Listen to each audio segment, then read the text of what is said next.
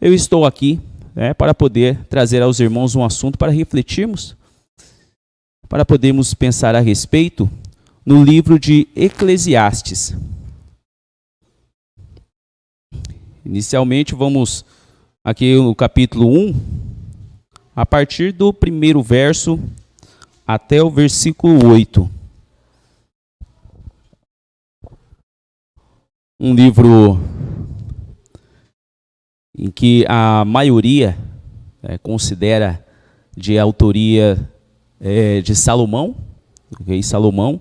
Existe aí divergências de os teóricos a respeito da autoria deste livro.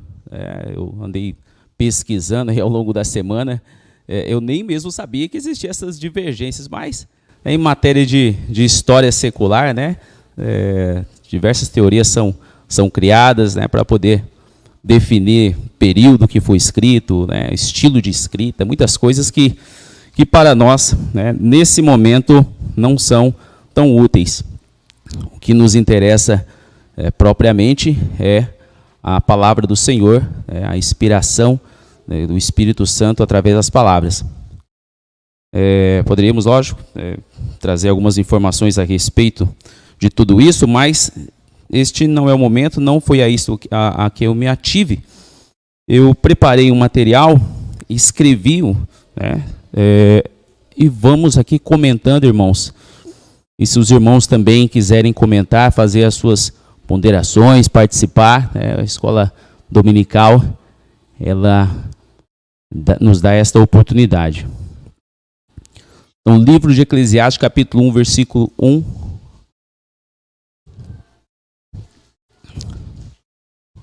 Vou ler aos irmãos. O livro de Eclesiastes, ou O Pregador, capítulo 1. Palavras do pregador, filho de Davi, rei em Jerusalém. Vaidade de vaidades, diz o pregador, vaidade de vaidades, tudo é vaidade. Que proveito tem o homem de todo o seu trabalho que faz debaixo do sol?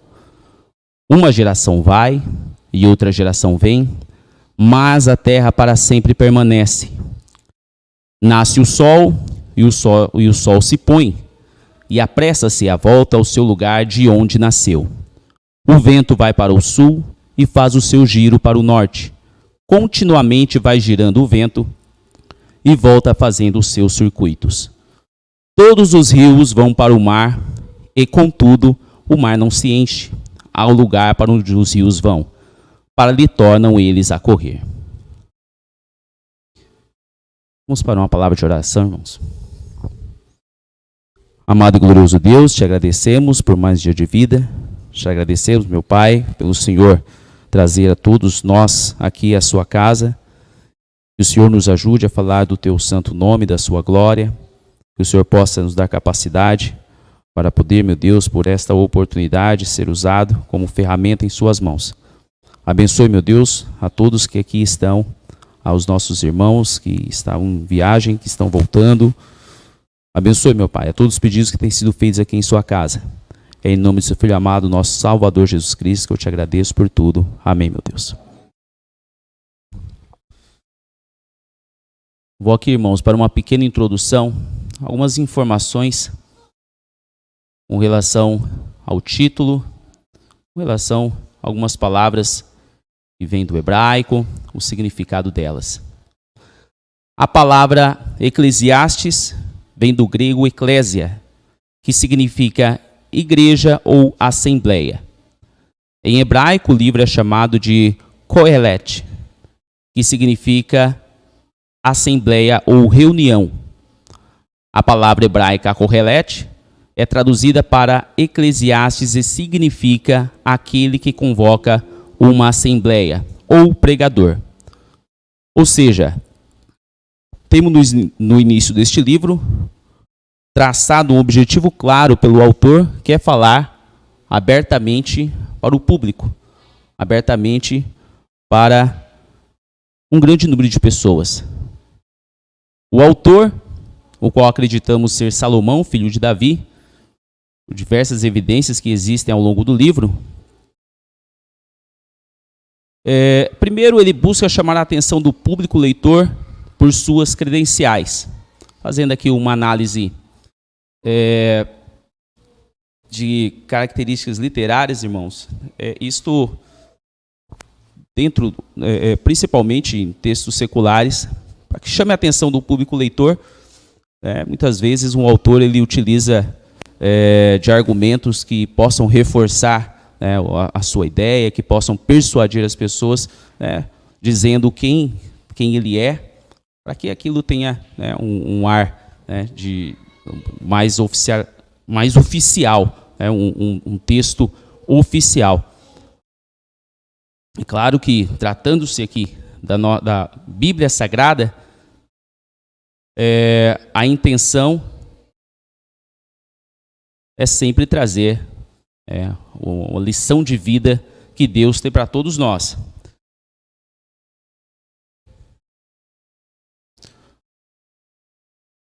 Palavras do pregador, filho de Davi, rei em Jerusalém. Esta é uma característica, uma titulação, portanto, que traz essa credencial, esta titulação para chamar a atenção daqueles que vierem a ter contato com o texto. A figura do rei naquele tempo tinha uma relevância muito maior do que nos dias de hoje, mas ainda em nossos dias, todos os atos ou missões praticados por qualquer monarca têm grande reverberação. O uso deste título político, portanto, também serve de ferramenta para aguçar a curiosidade e logo de início constrói no imaginário o respeito pelas palavras de alguém que um dia se colocou que um dia foi rei. No entanto, o livro não é uma autobiografia, mas sim um sermão. Salomão, o mais sábio de todos os homens, escreveu 3 livros: Provérbios, Eclesiastes e Cânticos dos Cânticos. A dinâmica dos textos revelam que o autor descreveu cada uma destas obras em diferentes épocas de sua vida, com temáticas muito distintas. Cantares, por exemplo, o poeta canta sobre o amor e a devoção à sua amada. Provérbios, livro também poético, é uma ode à sabedoria divina. E Eclesiastes retrata o esforço de alguém que buscou sentido para a vida a partir unicamente dos sentidos sensoriais humanos. Vamos ver mais de perto o que o rei de Israel, filho de Davi, nos diz a respeito da vida? Faço aqui um pequeno resumo, irmãos, a respeito. É difícil, né, até mesmo condensar quem foi Salomão, né, e claro, toda a sua obra, mas procuro aqui resumir, trazer os diferentes pontos de vista que Salomão abordou em cada uma de suas obras. Vamos ao versículo 2. Vaidade de vaidades, diz o pregador. Tudo é vaidade. Esta é uma afirmação, né, irmãos? Uma afirmação em que Salomão ele generaliza tudo. É até meio que preocupante, né? Para quem toma conhecimento a princípio deste livro, passa a ler este livro e ouvir que tudo é vaidade. E o que é vaidade? Vaidade, nós podemos ilustrar como uma bolha de sabão. Vaidade podemos ilustrar como uma bolha de sabão, como uma fumaça que se esvai. E o autor, ele classifica, generaliza a nossa vida desta forma. É importante também, irmãos, nós olharmos para esse livro a partir da intenção do autor de afirmar que esta vida, num plano horizontal, num plano meramente terreno, ela é vaidade. Tudo o que fazemos somente nesta vida sem a perspectiva divina ela é vaidade. A palavra vaidade tem origem hebraica e significa vapor que se dissipa no ar. Portanto, como fizemos a ilustração, podemos observá-la como uma bolha de sabão. Tudo que o autor viu e viveu, ele classifica como uma mera bolha de sabão. Esta é a visão de alguém que se vê insignificante, mesmo diante daquilo que para muitos seria o tudo na vida. E o que seria este tudo? Que muitas pessoas, o que muitas vezes nós passamos a vida inteira a correr atrás. A riqueza, muitos a fama, muitos da beleza, né? E Salomão alcançou tantas riquezas, conhecido como o rei mais rico da história de Israel. Para termos uma ideia, ele recebia 25 toneladas de ouro anualmente, além de tributos de outros reis e governantes da Arábia. O seu trono era revestido com ouro puro e marfim. Teve palácios, servos, animais. Teve para si 700 princesas e 300 concubinas. Fez para si diversas obras magníficas, buscando encontrar algo de proveitoso em todo o trabalho realizado debaixo do sol. Esta expressão, quando lemos o livro de Eclesiastes por completo, nós encontramos ela 30 vezes. Que significa debaixo do sol? É a transitoriedade da vida, né, irmãos? As ações que acontecem durante a nossa mortalidade está relacionada à natureza temporal da vida humana. Portanto, quando lemos, dos vários versículos que Salomão, que o pregador, ou ele conclui o seu pensamento debaixo do sol, quer dizer, dentro desta vida, na nossa mortalidade, tudo é inútil. Vejamos versículos 4, 5, 6, 7, 8, 9 e 10 do capítulo 2. Para podermos aqui observar todo o trabalho que Salomão construiu ao longo da sua vida. Fiz para mim obras magníficas, versículo 4. Edifiquei para mim casas, plantei para mim vinhas, fiz para mim hortas e jardins, e plantei neles árvores de toda espécie de fruto. Fiz para mim tanques de águas para regar com eles o bosque em que reverdeciam as árvores. Adquiri servos e servas, e tive servos nascidos em casa. Também tive grandes possessões de gados e ovelhas, mais do que todos os que houve antes de mim em Jerusalém. Amontoei também para mim prata e ouro e tesouros dos reis e das províncias. Provi-me de cantores e cantoras e das delícias dos filhos dos homens e de instrumentos de músicas de toda espécie. E fui engrandecido e aumentei mais do que todos os que houve antes de mim em Jerusalém. Perseverou também comigo a minha sabedoria. E tudo quanto desejaram os meus olhos, não lhes neguei, nem privei o meu coração de alegria alguma. Mas o meu coração se alegrou por todo o meu trabalho, e esta foi a minha porção de todo o meu trabalho. Muitas conquistas, né, irmãos? Salomão teve a oportunidade de realizar obras magníficas. O mais rico de todos os reis da história de Israel. Eu não verifiquei se o rei mais rico, talvez da história do seu tempo, mas com certeza um dos mais ricos. E isto ele descreve após dizer que tudo era vaidade. Muitas vezes nos apegamos ao pouco, das bênçãos materiais que o Senhor nos dá, e talvez temos dificuldade de admitir o quanto temos sido vaidosos. É uma questão que nos serve de lição para podermos observar um rei que tantas coisas conquistou, que tantas coisas fez, tantas riquezas acumulou, e o início do seu discurso, quando ele reflete a sua vida, é que tudo isso que eu fiz, tudo isso que eu realizei, tudo isso que construí nesta vida transitória, mera vaidade, bolha de sabão, fumaça que se esvai.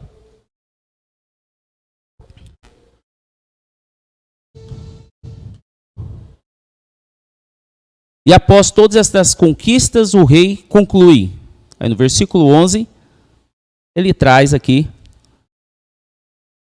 uma conclusão. E olhei eu, versículo 11, para todas as obras que fizeram as minhas mãos, como também para o trabalho que eu, trabalhando, tinha feito, e eis que tudo era vaidade e aflição de espírito, e que proveito nenhum havia debaixo do sol. Salomão nos diz que ninguém mais do que ele provou de todos os prazeres desta vida carnal.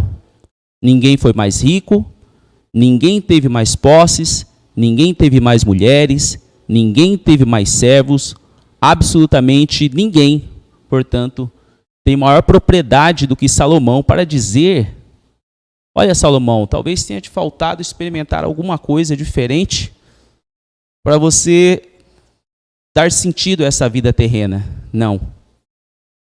Ele viveu tudo isto. Aproveitou de tudo isto. Como ele mesmo diz, ele não privou seus olhos de absolutamente nada. Tudo que ele viu, ele viveu, ele se apossou, e ele, com propriedade, chega à conclusão: é vaidade. Tudo isso é vaidade. Após a vivência de todas as filosofias de vida terrena, o resultado colhido por ele é vaidade e aflição de espírito. Proveito nenhum havia nas obras realizadas por suas mãos. Ele não poupou nem mesmo aquilo que julgou ser excelente, e de fato é a sabedoria. Esta virtude presenteada por Deus ao rei Salomão, sabemos que o abençoou por toda a sua vida. Porém, ao aplicar o seu coração ao conhecimento, unicamente ao conhecimento, ele veio a saber que isto também era aflição de espírito. No capítulo 1, versículo 17 e 18. E apliquei o meu coração a conhecer a sabedoria e a conhecer os desvarios e as loucuras. E vim a saber que também isto era aflição de espírito. Porque na muita sabedoria há muito enfado. E o que aumenta em conhecimento, aumenta em dor. E isto é um fato, irmãos. Isto é um fato. Quando nós nos propusemos a aumentar em conhecimento intelectual somente a partir das filosofias terrenas, certamente, você irá encontrar no final desse caminho escuridão, dor. Certamente. Eu tinha um professor que ele falava algo semelhante. Não sei, talvez, né, provavelmente tivesse conhecimento a respeito de Eclesiastes, mas ele falava algo semelhante, que era: se você quer ser um bom conhecedor, você tem que ser um bom sofredor. Você irá sofrer. Quem buscar conhecer, irá sofrer. Porque o intelecto humano, meramente o intelecto humano, ele nos leva ao quê, né, irmãos? A becos sem saída. Nos leva a becos sem saída. o que as filosofias terrenas nos dizem a respeito da vida. Qual o propósito da vida? Este é o maior dilema da espécie humana, em que todos nós, enquanto não conhecemos a Cristo, não conseguimos decifrar. O homem não consegue a resposta. Enquanto ele não chega ao conhecimento de que o propósito do homem é servir a Deus, as suas conclusões serão pontos de interrogação. É isto que leva as filosofias humanas a muito mais perguntas do que respostas. E se percebermos ao longo de todo o livro de Eclesiastes, o pregador, ele faz diversas indagações, diversos questionamentos. Como diz para os irmãos, temos que analisar esse livro a partir de um olhar de quem observa a vida de um prisma horizontal, terreno, meramente terreno. Salomão, com essas indagações, ele, podemos dizer que exclui Deus da conversa. Observemos a vida, observemos a natureza, observemos as criações, longe do plano divino. E o que isto nos traz como resultado? Vaidade. Mera vaidade.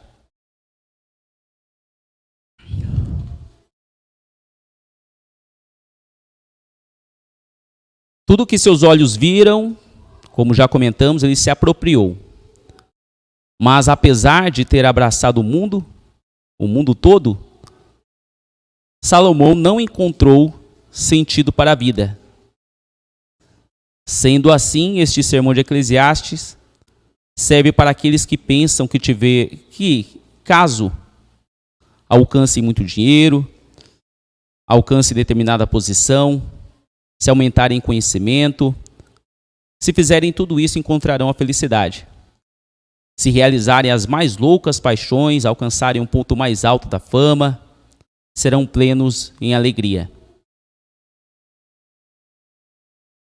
Salomão realizou tudo isto e no final julgou tudo como vã aparência. Muitas cores, muito brilho e no fundo um vazio constante e retumbante.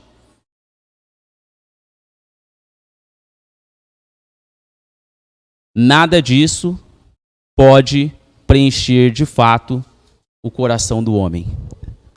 Esta é a conclusão.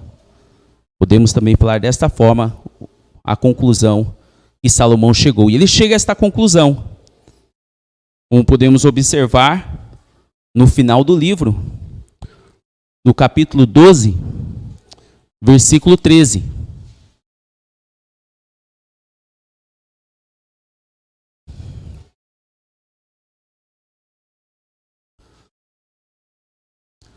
De tudo que se tem ouvido, o fim é: teme a Deus e guarda os seus mandamentos, porque isto é o dever de todo homem. Então, lá no final do livro, após todos esses questionamentos, essas indagações, essas ilustrações, essas retratações que Salomão faz, graças a Deus, ele chega à conclusão e nos serve de lição para sabermos que de tudo o que se tem ouvido, o fim é temer a Deus e guardar os seus mandamentos, porque isto é o dever, é a responsabilidade de todo homem. Podemos compreender, inferir, que este sermão também é o testemunho de alguém que olha para o passado e, ao lembrar de todos os prazeres e conquistas que teve, após uma avaliação detalhada e muito meticulosa, o sentido da vida é temer a Deus e guardar os seus mandamentos. E o restante, fumaça que se esvai pelo ar. Vaidade de vaidades. Tudo é vaidade. Veja, esta afirmação é a partir, mais uma vez, irmãos, é preciso nós enfatizarmos, é uma avaliação feita a partir do plano meramente físico. É a observação da vida humana e da criação somente pelos olhos terrenos. Esta expressão também nos diz uma outra curiosidade, que é um grau superlativo de afirmação. Ou seja, Salomão, quando diz vaidade de vaidades, ou seja, ele está querendo potencializar a sua afirmação. Ele está querendo dizer que esta expressão ela é absoluta. E ela é absoluta, assim como nós dizemos santo, santo, santo. Podemos dizer santo para nos referir a algo divino e nos referir a Deus santo, santo, santo. É algo maior. É um adjetivo que ultrapassa a primeira palavra. Então, vaidade de vaidades. É como fazemos aqui uma outra comparação, buscar dizer que a vida do homem, não é só um vapor, é um vapor em meio à tempestade. É um vapor em que não somente se esvai, mas que existe uma tempestade carregando esse vapor. Então, vaidade de vaidades. A vida do homem, não sei se ilustrei bem para os irmãos, mas eu pensei desta maneira. E o que o pregador, vamos aqui ao versículo 3. Que proveito tem o homem de todo o trabalho que faz debaixo do sol? Que proveito tem o homem de todo o trabalho que faz debaixo do sol? O que o pregador propõe neste questionamento, nesta indagação? Que trabalhar não é bom? Não é este o propósito do questionamento. A questão é sobre a primazia de intenções. O trabalho, neste caso, refere-se a um significado comercial. Todo homem trabalha e espera por uma retribuição, por lucro, pelo salário, por todo o trabalho que realiza. Quando toda a vida é empenhada com o único propósito de ajuntar riquezas neste mundo, os frutos do trabalho passam a ser inúteis diante de Deus. O homem trabalha para o seu sustento. No mais, de suas posses, elas ficarão para os seus herdeiros. De nada poderá aproveitar ao deixar este mundo. Assim como qualquer outra pessoa, se vive uma única vez nesta terra. O acúmulo de muitos bens e a falta de sabedoria para usufruir dos frutos do trabalho é vaidade e aflição de espírito.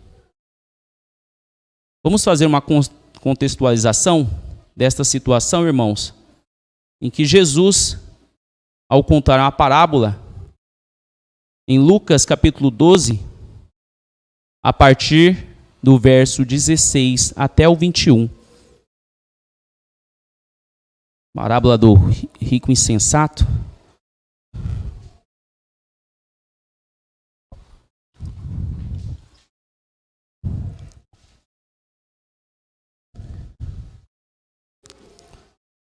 Lucas 12, a partir do verso 16.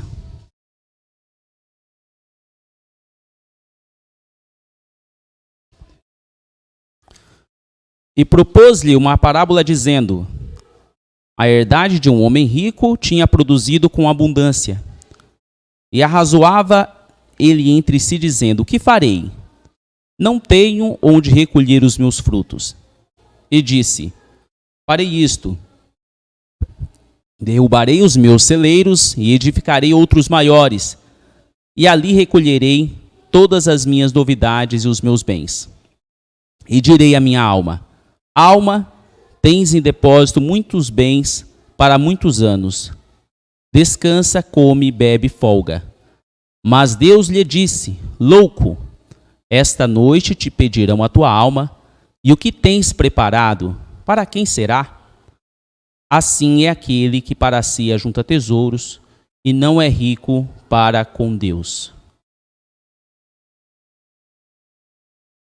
Portanto, o ajuntamento de tesouros, de bens, quando não empenhados à causa do Senhor, quando Deus não é o propósito, é vaidade, é aflição de espírito, tira a paz daquele que tem tantos bens. E para quem será todos esses bens? Ele vai embora. Todos nós viveremos apenas uma única vez aqui nesta terra. Os tesouros desta terra ficarão nesta terra. Poderíamos também ter lembrado da ferrugem, da traça, que tudo corrói. E os únicos tesouros que podemos ajuntar de fato, eternamente, é nos céus. Versículo 4. Do capítulo 1 de Eclesiastes. Vamos ao versículo 4.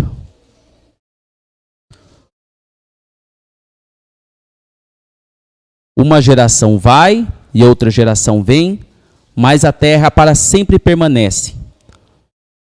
Até mesmo esta afirmação é sobre a terra, perdão, irmãos. Esta afirmação de a terra permanecer para sempre é do ponto de vista secular. Sabemos que quando Cristo vier, 2 Pedro capítulo 3, versículo 10, nos diz: os céus passarão com um grande estrondo e os elementos ardendo se desfarão, e a terra e as obras que nela há se queimarão. E o versículo 13 nos diz: mas nós, segundo a sua promessa, aguardamos novos céus e nova terra, em que habita a justiça. Percebe a diferença, irmãos, daquele que vive sem esperança entre aquele que vive apenas pelos deleites desta vida? Aqueles que vivem apenas para os deleites desta vida não vê diferença nenhuma a respeito do tempo que seus avós viveram, da terra que existia, da terra que há hoje. Para ele sempre vai ser assim, que a terra não vai mudar. Mas conhecedores da palavra de Cristo, temos o conhecimento que na segunda vinda de Cristo, novas terras, novos céus se farão. E a respeito das gerações,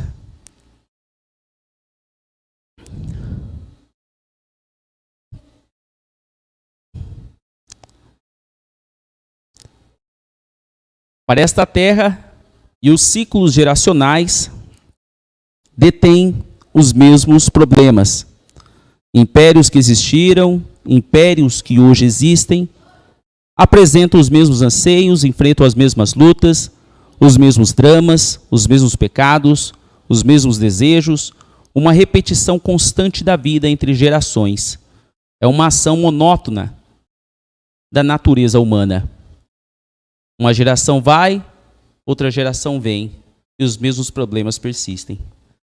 Impérios são criados, ganham poder, se desfazem, surgem novos impérios, e as gerações continuam em um ciclo de mesmos problemas, dos mesmos anseios de conquistas, as mesmas dificuldades, enfim. Este olhar secular, né, a respeito da vida, as gerações, elas detêm os mesmos problemas do Império Antigo, do mundo de hoje. E assim segue. Esta invariabilidade da vida, Salomão encontra até mesmo na natureza. Até mesmo na natureza. A rotina do nascer e o pôr do sol, no verso 5 do capítulo 1. Hoje o sol nasce no leste, se põe no oeste. Até a volta de Cristo, irá mudar? Não, né, irmãos? Continuará dessa maneira. Sabemos que o sol nasce no leste e se põe no oeste, até a volta de Cristo. Este será sempre o seu roteiro. O mesmo se dá com relação aos ventos, no verso 6. O vento vai para o sul e faz o seu giro para o norte, continuamente vai girando. O vento volta fazendo os seus circuitos. Sabemos que os ventos seguem em direção às suas correntes de ar costumeiras. Eles não mudam, não progridem em suas correntes de ar. E no verso 7, os rios vão para o mar, contudo o mar não se enche ao lugar para onde os rios vão. Para ali tornam eles a correr. Todos os rios correm para o mar. E por que não se enchem os mares? Devido ao ciclo perfeito da água, onde ocorre evaporação e a água dos rios voltam para o seu lugar de costume através das chuvas. Portanto, não só na vida, não apenas no trabalho, não só nas gerações, não só nas nações que vieram, nos impérios que nasceram e que morreram, que voltaram de novo, a natureza também está marcada por esta mesmice. Salomão, ao dizer estas coisas, quer nos dizer que se tirarmos Deus da sua criação, ela não refletirá a sua glória. Aos que creem, sabem que se Deus mandar o sol mudar a sua direção, ele mudará. Se mandar o sol parar, ele irá parar no meio do céu. Se ele dizer às nuvens que não chovam, não cairá uma gota dos céus. Se ele disser para que o mar se abra, o mar se abrirá. Mas se o homem excluir Deus de toda a sua criação, tudo não passará de uma rotina enfadonha dos ciclos naturais. E ele, o homem, nunca verá a beleza da glória de Deus refletida em toda a sua criação.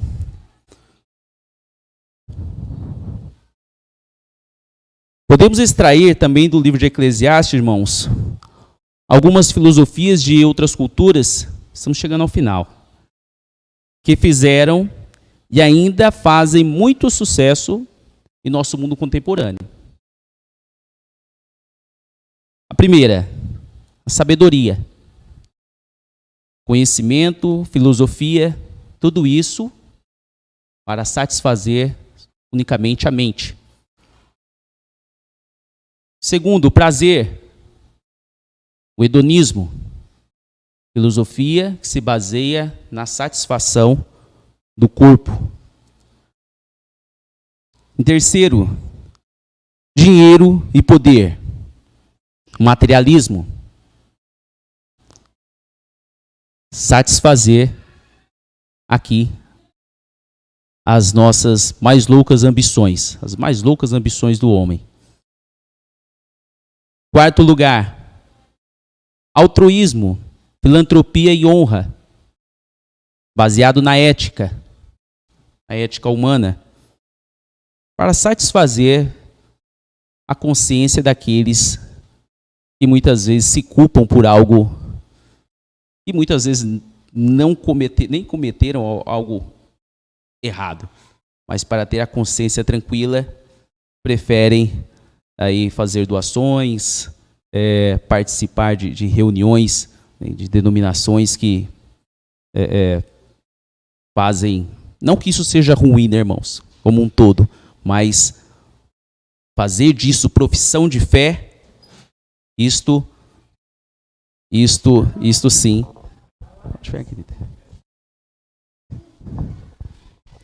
Isso é ruim. Não é bom.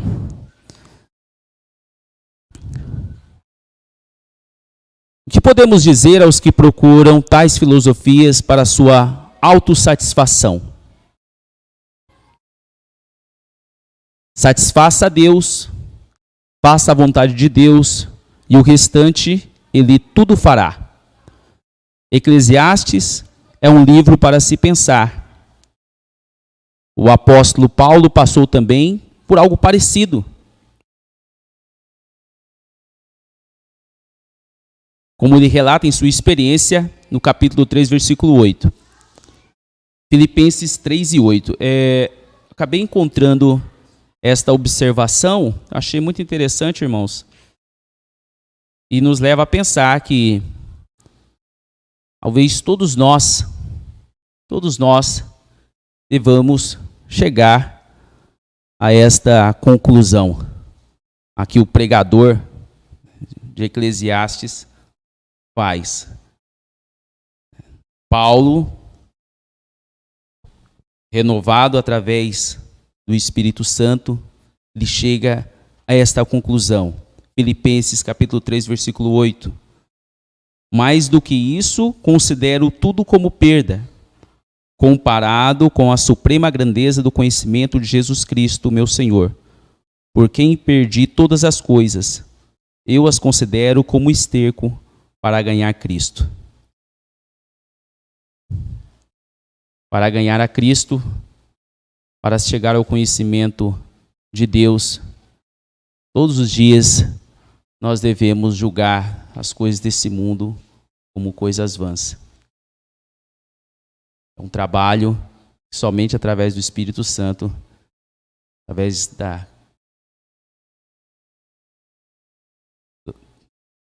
a misericórdia do Senhor, é que podemos alcançar. Esta é a mensagem do pregador. Aquilo que consideramos de mais valioso nesta vida, portanto, não passa de uma fumaça levada pelo vento, uma bolha de sabão comparada ao amor de Cristo e ao seu sacrifício na cruz do Calvário. E para encerrarmos, irmãos, Mateus capítulo 16, versículo 25. Porque aquele que quiser salvar a sua vida, perdê-la-á. E quem perder a sua vida por amor de mim, achá-la-á. Amém?